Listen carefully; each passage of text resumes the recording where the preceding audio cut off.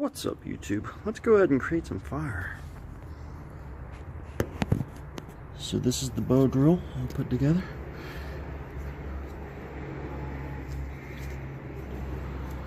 Just have to set the drill like so. Other side.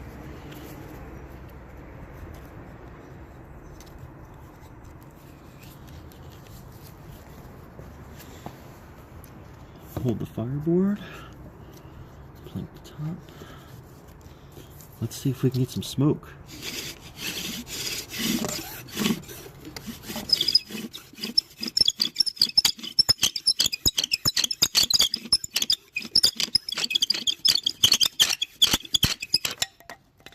Oh, we got a little smoke. All right.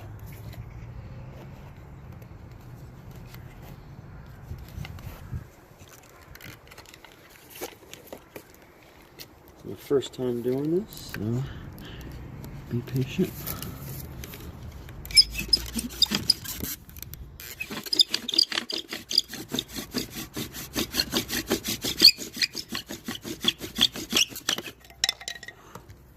It is smoking up good, but I gotta hold on to this bit.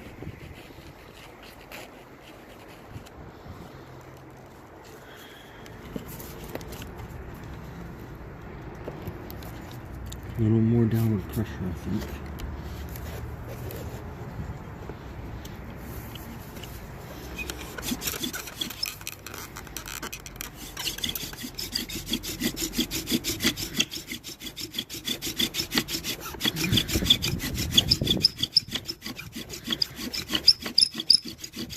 There we go.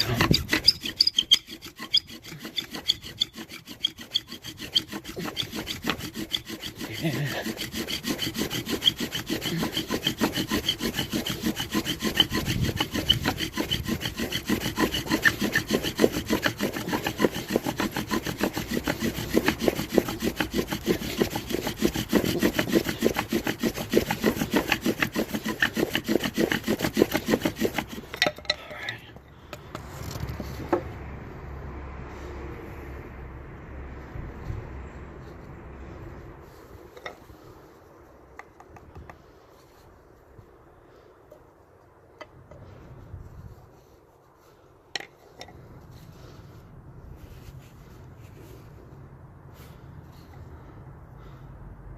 Alright, so look at that.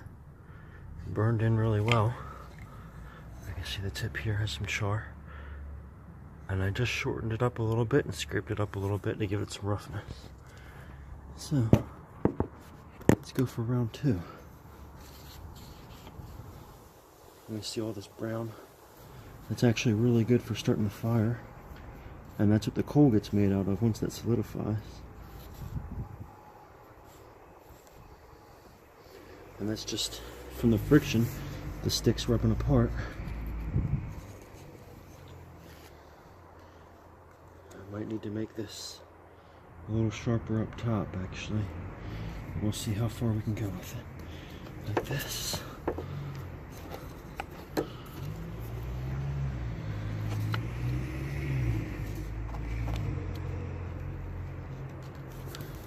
Alright. Down there. Up in here. Alright, let's see if we can make some fire.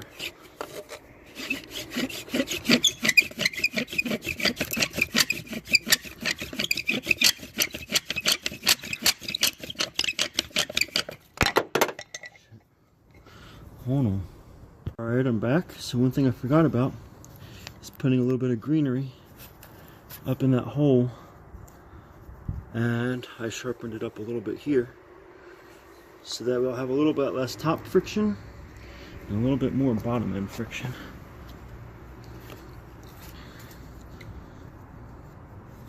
So you start with your top at the bottom, twist it around, right there.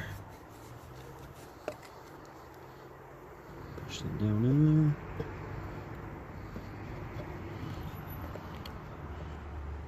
There we go, hopefully. Lost a little bit.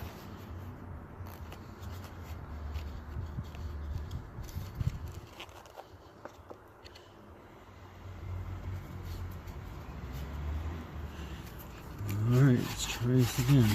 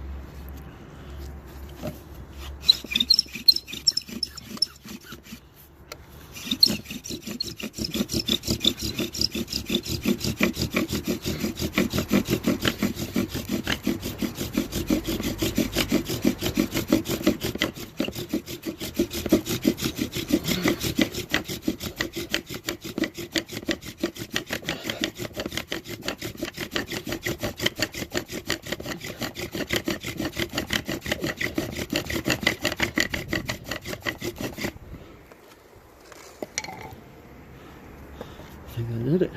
I think that did it.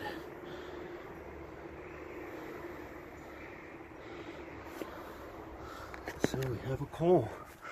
You gotta let it coalesce a little bit.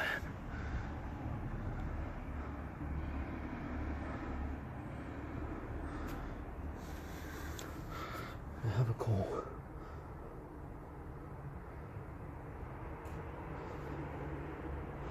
So you gotta be very delicate with the coal at this point. Oh yeah. Look.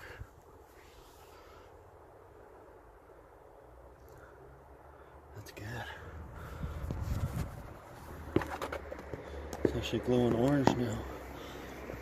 So, didn't really expect to create a full fire. We'll see how flammable this stuff is. So first things first is you want to detach the coal from your fireboard, like so.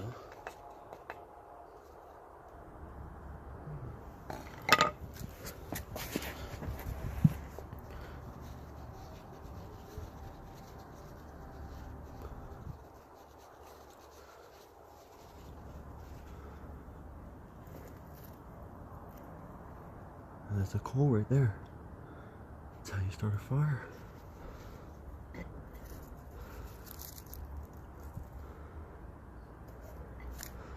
I don't know if any of this stuff is dry enough to really start one.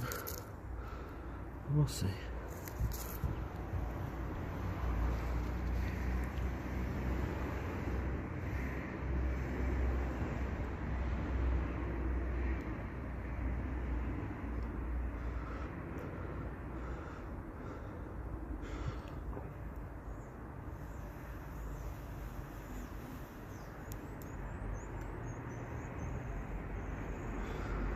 Oh yeah, look at that.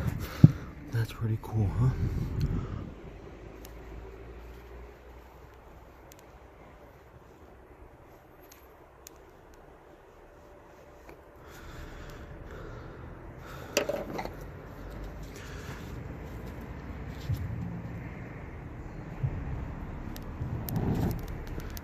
That's right. I just made fire with a stick. The top part to hold the stick. And a bow drill. Oh, and don't forget the bottom.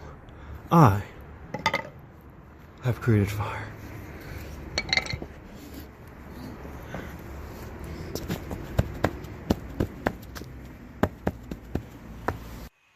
Okay everyone, so you want to know how that just worked, how I created fire.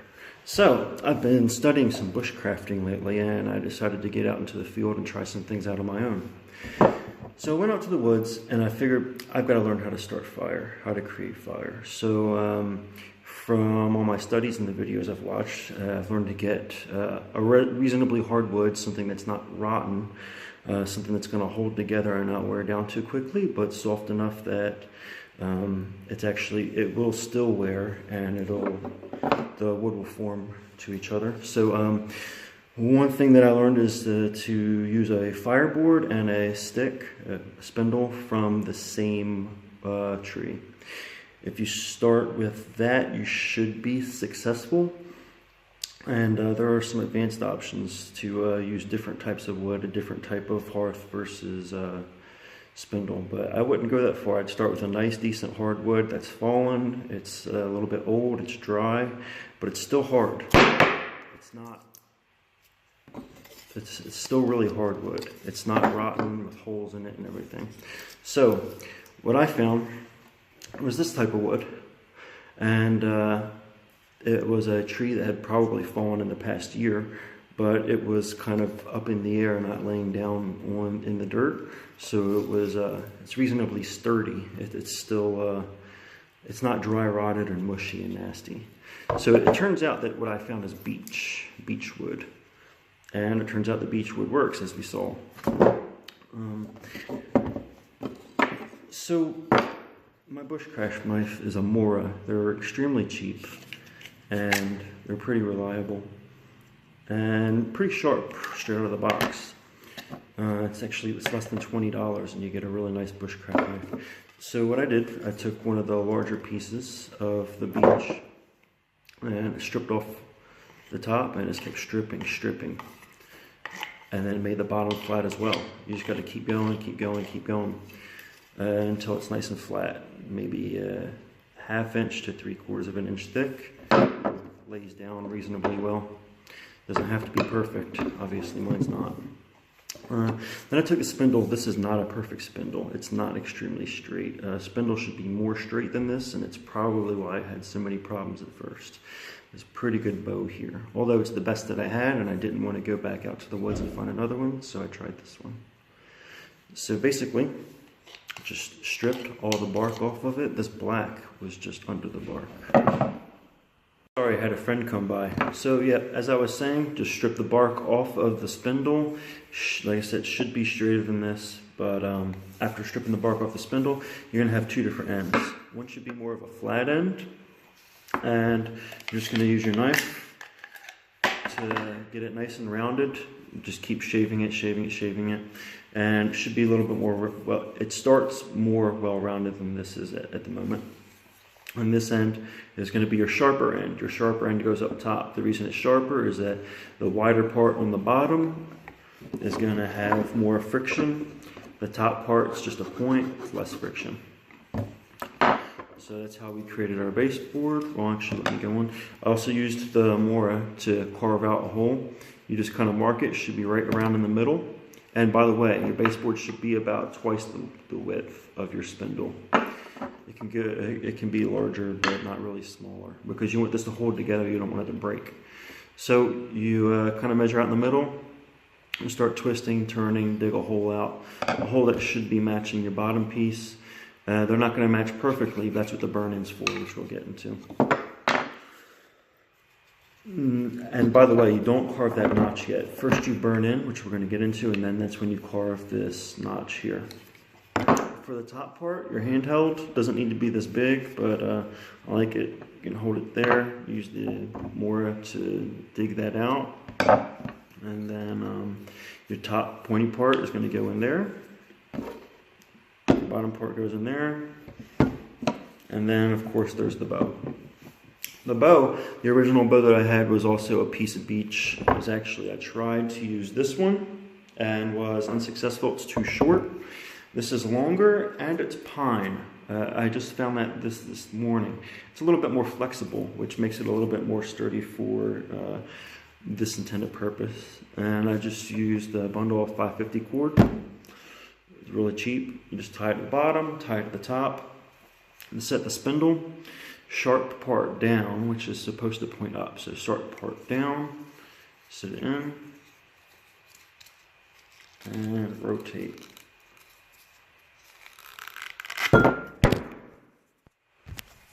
Sorry about that. Rotate, there we go. It sits in just like that.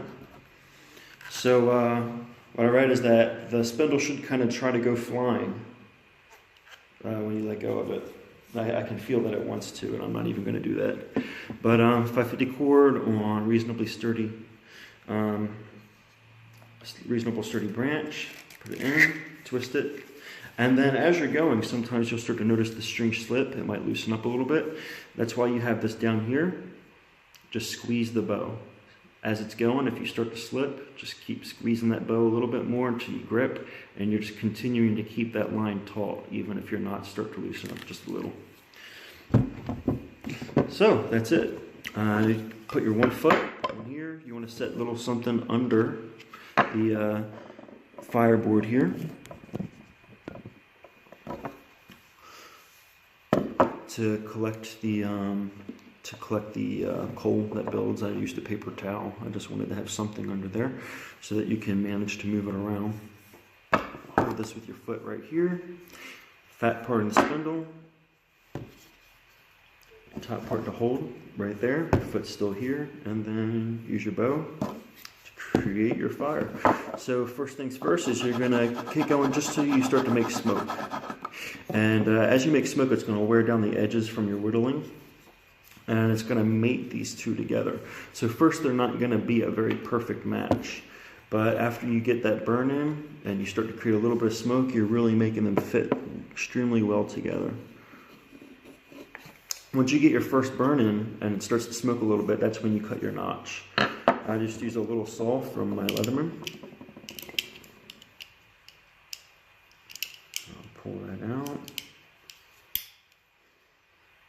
And cut, just kind of measured it out. When cut, you want to get straight down to the very center of the hole. That's another reason you want to have your burn in, to find out what the center of your hole is. So get your burn in, get it all nice and smooth inside, find out where the center of your hole is, and then cut your notch into the center of the hole all the way through. What that's for is, as this is turning and creating that brown dust, the dust falls out of the notch, collects on your paper towel or whatever is on the bottom, and that dust is smoking hot. And as it keeps coming out, it starts filling this gap up. It starts getting thicker and thicker as you're pushing more dust out. And that's really hot, burning dust. That's when it makes the coal. That's when I said that you have to let it coalesce a little bit. After you've made the coal, sit back, wait. All that heat starts to make it bind up together a little bit, and it really starts to catch, and that's when you can start to move it out and manipulate it, put more dry materials on it. It's called the bird's nest when you cup it, and you start blowing into it and get your fire going. That's about it. This was my very first time doing this. I'm a total noob. However, I was obviously successful. So you can be too.